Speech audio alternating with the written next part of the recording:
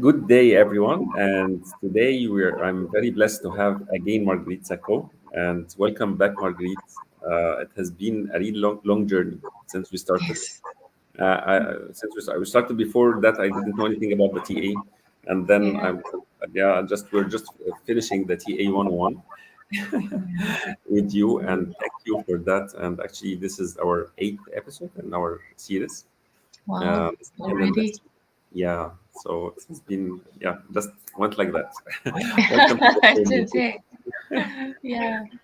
It's quite amazing to look back and realize we've done 8 interviews and finished the TA 101 together. Yeah. Um, yeah. So Mm. thanks, Sharaf. It's lovely to be here again with you. Thank you, Marguerite. I'm the privileged to have you here.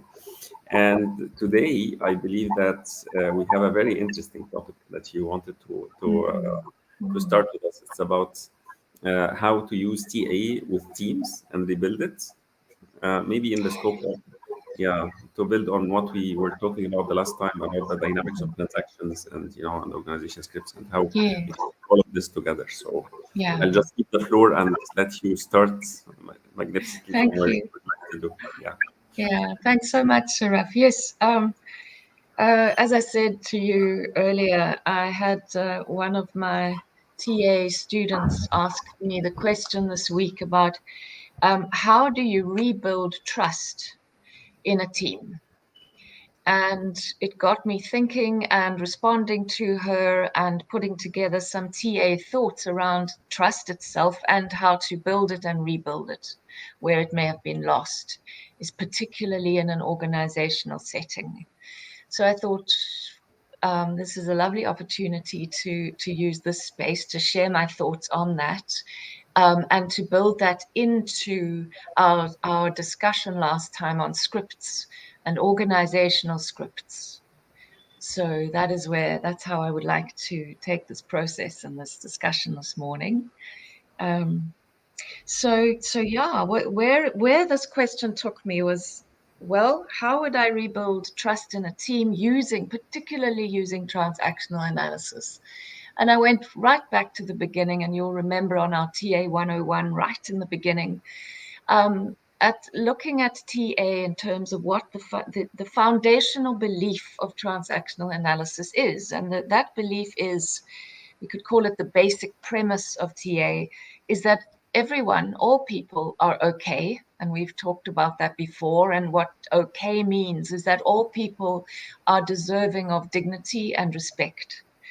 Um, the belief is also that all people can think. And in that is the beautiful notion that we don't have to assume that people cannot think for themselves. In fact, it's the opposite. We should assume that people can think for themselves and have respect for their thoughts and their thinking. And then all people can change.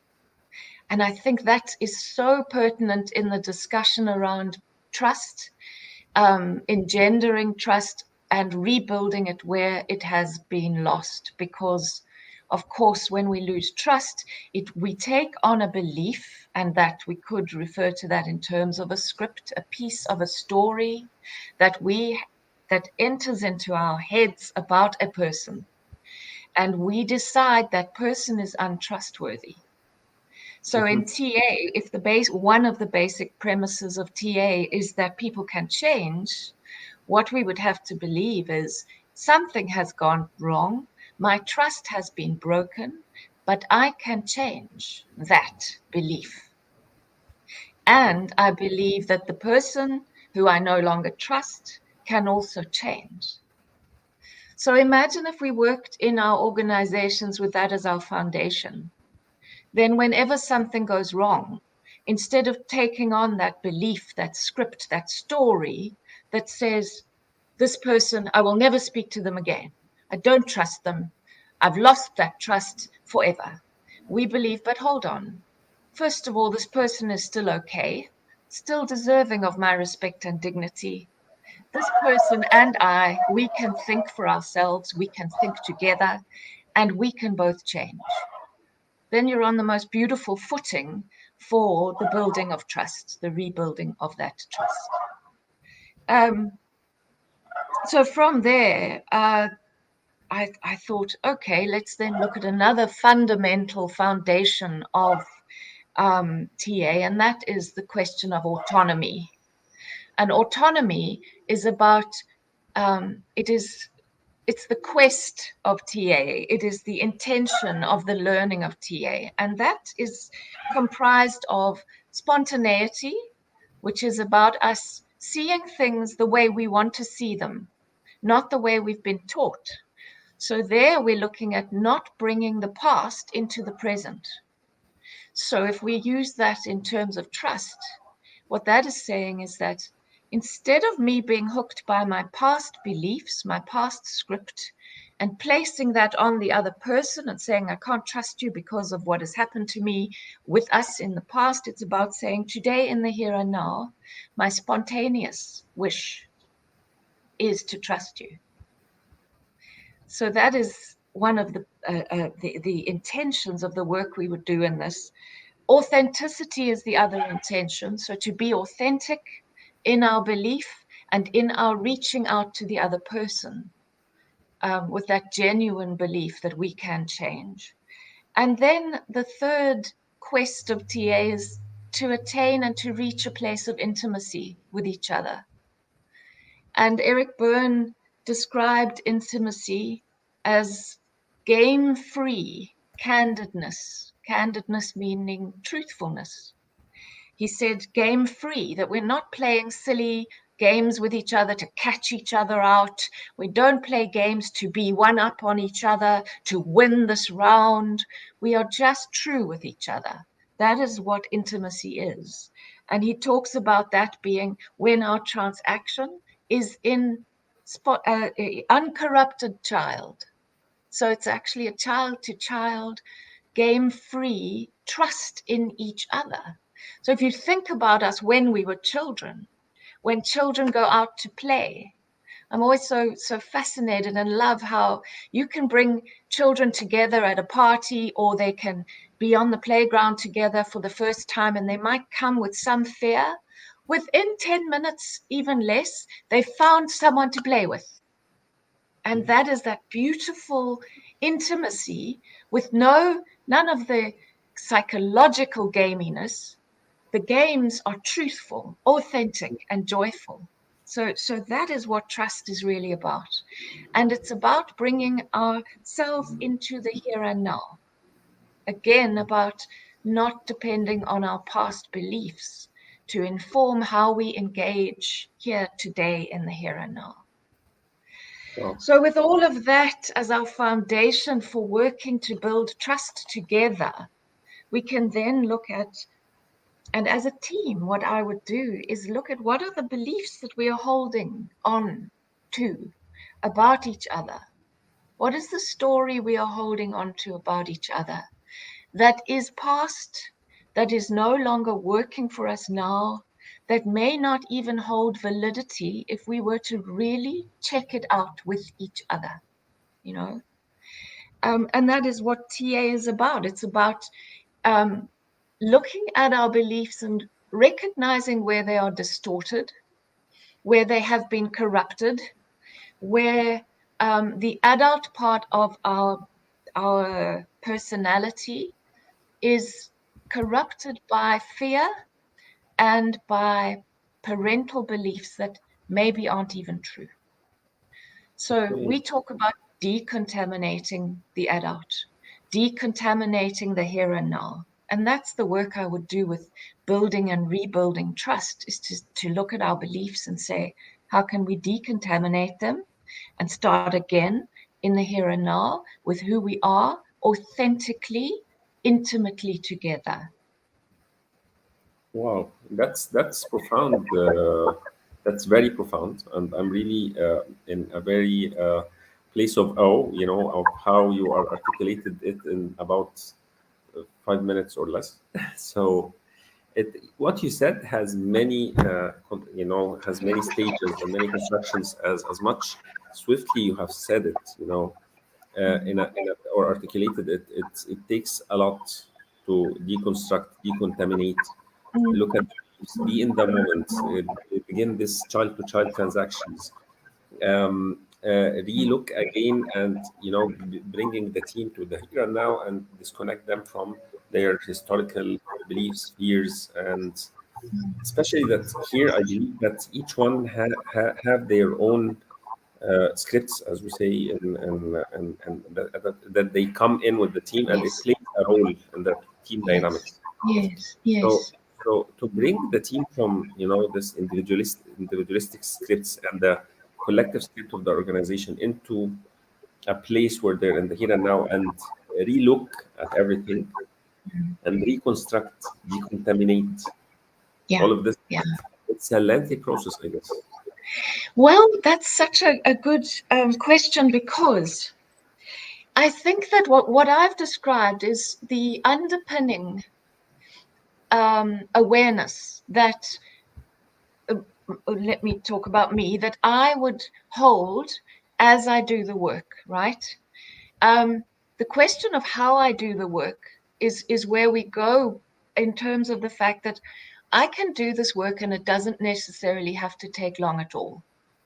So with that underpinning awareness, I can then design a process that can be um, a matter of days. I would say I've done the work even in a day with a group where trust had broken.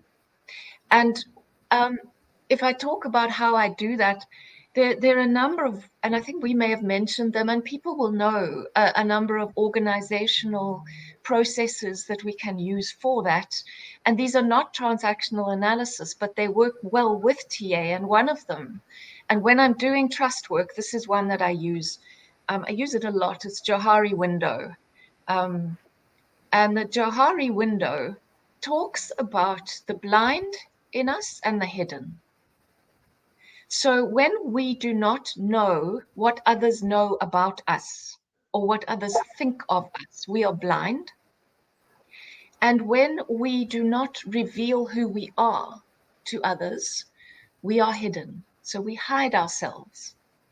And it is in those blind and hidden spaces that trust can't develop. So the work that you can do with that is to get a team to engage with each other using that concept. So I usually teach the Johari window, and I talk about us entering into an open space by disclosing who we are to each other. We no longer hide who we are. And I have done processes where that part of the work, the self-disclosure, is the most potent experience ever. I've worked with teams where they were completely blind to what each other are going through and have been through, and to how their teammates are feeling in this space of distrust and mistrust. And just by working through that self-disclosure, the oneness that happens is extraordinary. It's absolutely extraordinary. And I must tell you, some of the things that have been revealed in that process have been mind-boggling. And I can share some of them. For instance, one team had a woman in it who was very closed and shared nothing of herself.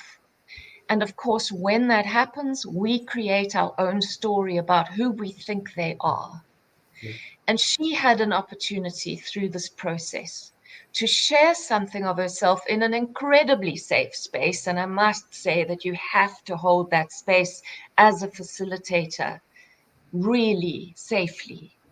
And what she told us was that she had been in a very toxic marriage with a highly abusive husband. And it culminating in him coming to her family's home and shooting her 9 times. And she survived 9 bullet Wow. wounds. Wow. 9. Right. And That's she was in this team who knew nothing so about her resilient. story. Sound. Yeah. Yeah. And when she told it, the change was instant, of course, because everybody dropped whatever beliefs they had about her and saw her with new admiration and new compassion and enormous, enormous love. And talk about intimacy. The moment of that was just so potent. And I then had another instance where a woman went through a divorce and didn't tell anyone in her team who she had been working with for about 13 years. And they Wow. had been through their life stories and shared everything with each other and shared their divorces and all their troubles. And she had kept quiet. And what she discovered through the process, that her silence was because not as much that she feared their judgment, but she had a judgment of herself that she had failed. And she couldn't share that with anyone until this moment. So there are times in this work where the self-revelations are extraordinary and potent. But I always do say that when we do that work, it is within your power to decide what you want to reveal and not reveal. So sometimes people don't reveal that much, but when we need to, we do. And I've done work with, again, loss of trust. I did beautiful work with a group where they had worked together as a small organization for many years, and then the owner of the business sold the business into an enormous conglomerate, and they were grieving. They were hurt. There was so much baggage around, how can you have done this to us? We now have to become a corporate entity. Where is this going to take us? So the work there was about that pain, you know, and the pain and the fear of going into this corporate entity, and the sadness and grief of what they were losing. So it does depend on what people are going through. And the Johari window allows us to reveal that, so that we are no longer hiding who we are, and we are not blind to who we are and what we are feeling. And Wow. that process for me is a beautiful and very potent one. Um, yeah. And then Yeah. the other process, yes, Yeah, yeah, Sarah? it's amazing, how people, when they have the opportunity to show their skin, or actually be true to themselves, and be vulnerable and connect in what you said about intimacy and this child-to-child transaction, how they make shifts in how teams relate to each other, and how Yeah. what we call the non-official connections, or the non-official relationships, the social relationships, the team, on the social structure, how it affects and impacts trust at work. Not only the formal structure, the informal is really playing a role here, and it helps people to connect easier, to be, so we are people, and we really crave for transactions, and crave for We do. so, We do. We do. in a way, we have this urge, this hunger for this kind of, uh, um, and we have to be seen, and We do. allowing this in a safe space, facilitated Yes. sessions. I believe it's totally Yes. opening Yes. doors for magic to Yeah. happen. Yeah. Yeah. I love that. Thanks so much, Sharaf. That's beautiful. It is about being seen, isn't it? And when we are really truly seen, we grow exponentially, and our togetherness grows exponentially. It is super powerful, powerful stuff. Um, and I must say here that a lot of work that is done with trust in teams that I cannot bear is the trust work where we have to get in a group and then go and do an obstacle course with ours blindfolded, so that we experience what it is to trust each other, to get somebody to take us through an obstacle course with a blindfold on. And that's beautiful stuff, and it's lots of fun. And oh wow, we go, my goodness, that's how much I trusted you when I couldn't see you. I mean, when you said being seen, I thought of that, and I thought, I never do that kind of work, because really the seeing is it's in coming face to face with each other. And it's Yeah. in the conversation, it's in the transacting, it's in really speaking our truths that the real work happens. So you might use that as an analogy for trust and have that as a part of the activity, which we need, and it's enjoyable. But then the moment of truth happens when you are then face to face in the room, and the obstacle course is run, and now we get truthful with each other.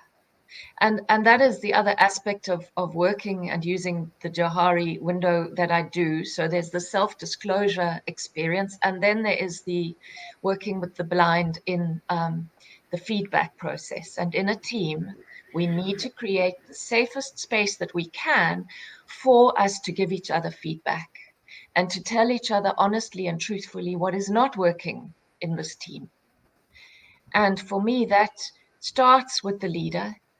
And it means that you have to, as a leader, be strong enough and willing enough to ask your team to tell me, as your leader, what it is you want me to stop doing and to start doing and to continue doing. And really give them the space and the safety to tell you the truth. And that is challenging for all of us to hear what perhaps we don't want to hear. But if you do that, you build and you engender and you keep the trust going. So I firmly believe that feedback and feedback processes are an essential part of team building. And that when we play the team building games, often we leave out that crucial element, which is let's do the serious talk now. What is not working here? And what is the truth about who we think we are? And now from there, what can we build and start doing that will make us strong? And I do love the work of appreciative inquiry, and I've mentioned it before, because that is another process that you can use and a method that you can use for saying what can we start doing, but it's actually based on what good have we been doing up to now. So we don't only focus in feedback on don't do this and you do this wrong and we don't like that, but we also look at let's discover together and co-create a future but based on the good stuff we've done together and not lose that. And Wow. you know, with trust and losing trust, we tend to throw the baby out with the bathwater. And the opportunity is for us to say, hang on a minute, yeah, this thing has happened. We've lost trust, we're feeling bruised, we're feeling injured, and we must address that, of course. And at the same time, or not at the same time, and then let us use appreciative inquiry to appreciate and remember where we came from, what we have done that is good and that is beautiful and that can carry us going forward. Wow, that's amazing. So, in when doing this with the team, do we have something like measurable or metrics to tell us, that this is where the team was in the level of trust in the beginning, and this is where we are going, and this is where we are now? Something do you have something like a metrics or something to measure this and quantify it? Because the stakeholders Yes, will actually have some, I'm putting myself in their shoes, so yes, now they're going, so we're talking this child connection, we're having this kind of everybody yeah, is seeing the other, everybody is holding the space, there is something energetic in the field, it's nice. How will this impact my business? I need numbers, yeah, yeah. so Well, it's also a brilliant question, and one that's, yeah. First of all, I do want to say that the work is so qualitative that it would be difficult to measure it quantitatively, metrically, and that the qualitative discussion would be around observing and noting the changes and how those changes in people change the working environment. And the qualitative changes would be around the health of my people in my organizations, the mental health of the organization. And I think that that is as important as, if not more important, no, as important as the bottom line, and that we spend all our time quantitatively measuring our bottom line to see that we are a successful organization. And yet there are successful organizations out there where people say, I would never want to work there. Don't go near them. The politics, the culture, it's rife with unhappiness and dysfunction, And is that really what you want your organization to be? So for me, measure your organization, yes, quantitatively, and then measure the health of the people in it, because you contribute to humanity. An organization contributes to humanity. We live in our organizations more than we do with our families. So what are you contributing in that respect to the people in your organizations? And that counts just as much as the bottom line. But in addition, I can say that I had the wonderful experience of doing this work in an environment, in a factory, where people were measured by the length of time it took them to do the job, which was clothing manufacturing. So they were measured by the minute in terms of their productivity. In fact, in clothing manufacturing, you don't cost things in terms of the cost of the fabric and so on. You cost things by the minute. A garment costs minutes. That's how it's done. So we actually had this incredible tool to measure the change in terms of the time it takes people to do the work before and after having done this exact Johari window trust building appreciative inquiry intervention that I did. And I worked through teams throughout the factory, and it was phenomenal how teams who went through my process came out, and from the very next day in the factory, shifted their productivity from way below 50% to up in the 90s and hundreds. Wow. Just like that. And it was measured, quantifiably measured. The thing I do want to say about that is, though, that if you start the process, you cannot expect that those people will continue to remain on that extraordinary high of trust and intimacy and willingness and joy all the time, because life happens.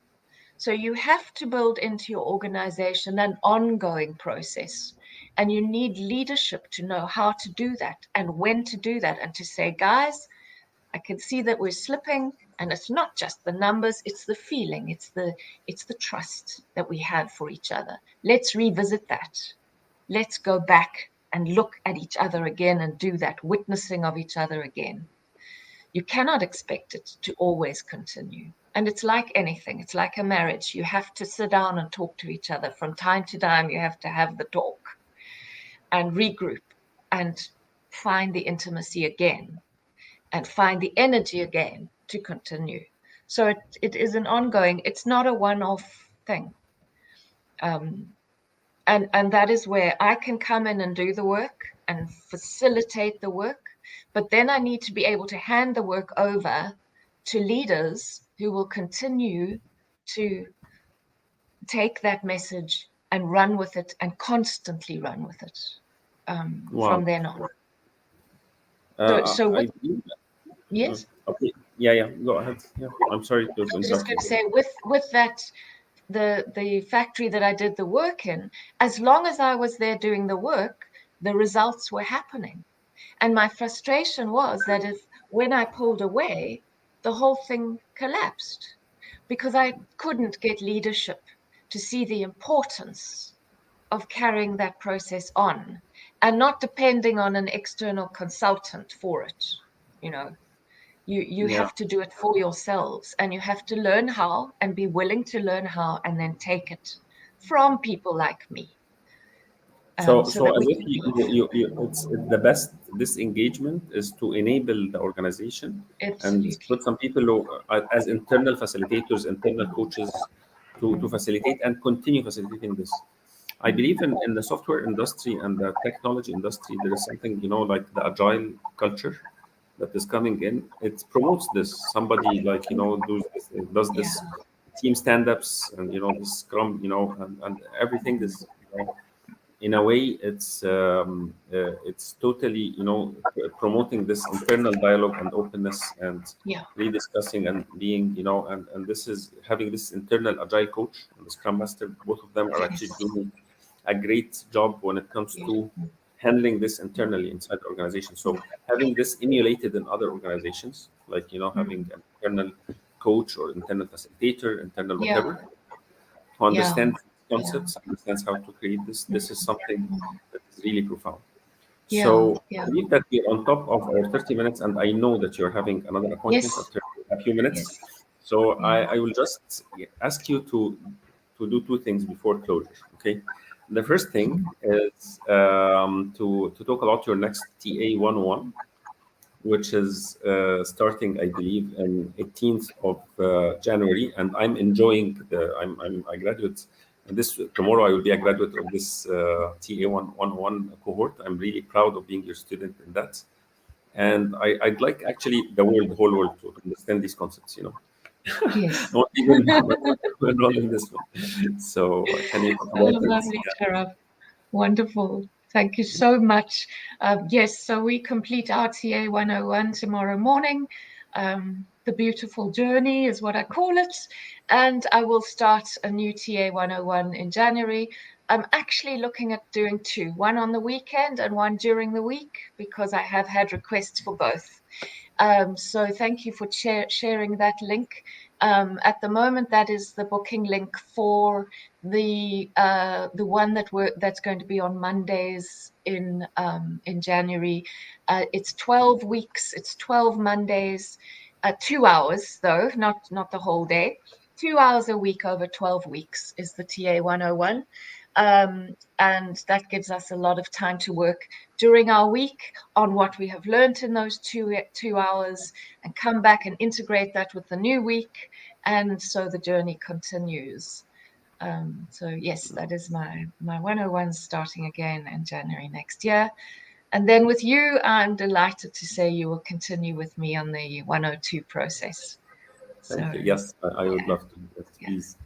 Yeah, and the other, it's about, how do you provide the services we talked about, for building trust in teams and actually working with organization scripts and enhancing the Yes. performance both qualitatively and quantitatively, and working on the mental health of people, through working with transactional analysis. How can, yani, would you like to say how you provide this service and how people can contact you? Mm, mm. Yeah, so I do run, as you've put on the screen, thank you, workshops for teams, for leaders. I do group work in organizations, and I run aspects of transactional analysis. I adapt so depending on the request, depending on the issue. I will do some interviews. I will do a bit of research to see what is going on here. What can I offer? And then I bring TA and other methodologies in to design something specific for those teams, and for those leaders to develop their awareness, to develop their autonomy, their spontaneity, and their intimacy in organizations, and to develop organizational health. And that is work that I really love doing. Thank you, Marguerite. I really appreciate that. So, what would be our next episode? If we started talking about trust today and the organization skills, and how it works. So, what would be our next episode? Good question, Sharaf. I think I've still wanted to share with you the idea of organizational scripts in terms of a certain piece of theory where the actual scripts have been given names. So we could talk about that and look at that and see if we can apply that to organizations. So, for instance, there's a script called Until. So, what is the belief of an organization that has an until script? We can't do this until we've done that. What does that mean for the organization? And there are a number of scripts like that. So perhaps we can So, look at that next time. yes, please. Yes, that would be amazing. Okay. So, Yeah. that would be our Yeah. next episode. So, any closure statement you like to say before, Yeah, just again, thank you for the beautiful conversation we've had today and this wonderful opportunity to spend more time with you.